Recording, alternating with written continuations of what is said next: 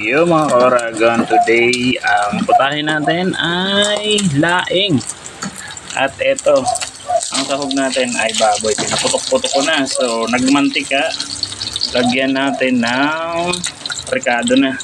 Natin yan. Sibuyas at bawang.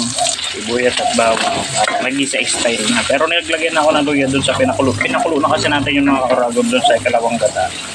Habang pinapatusta natin yung pansahog natin para mas malasa. Mas malasa kasi pag ganitong style eh. Ayun. Igisa lang natin rin siya para mantika naman ng baboy yan eh.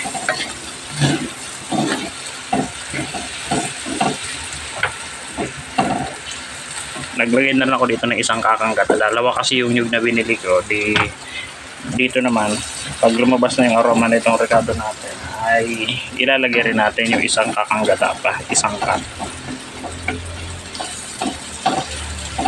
Tapos isasalin natin siya dito.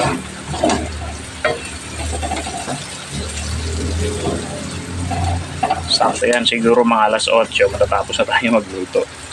Naubusan ako ng gas eh, kaya medyo na late. At ilagay na rin natin itong isang cup pa ng kakanggata para makuluin na natin siya.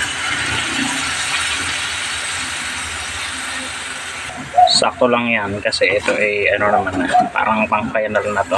Eh yun namang isa natin doon. Luto na yan, lutong-luto na, kaya lulutuin na natin itong katara to para mag-merge na sila. I-combine natin sila mamaya pag kumulo na. At ito na siya mga ka-Oragon. Kumukulo na, mabilis lang kumulo kasi isang cup na lang naman yun eh. Tapos isasalin na natin dito ngayon yung laing para sama-sama na sila.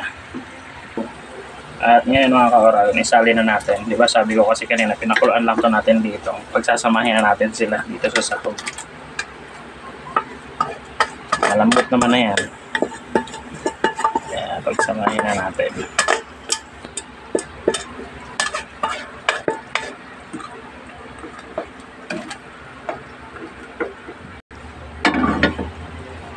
Ito na siya mga ka-Oragon. Medyo tuyo pa natin siya para lumabas pa yung mantika.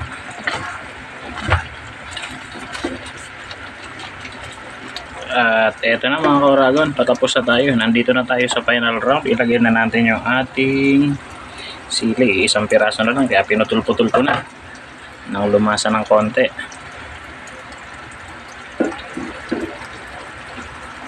So that's all. Thank you and paalam.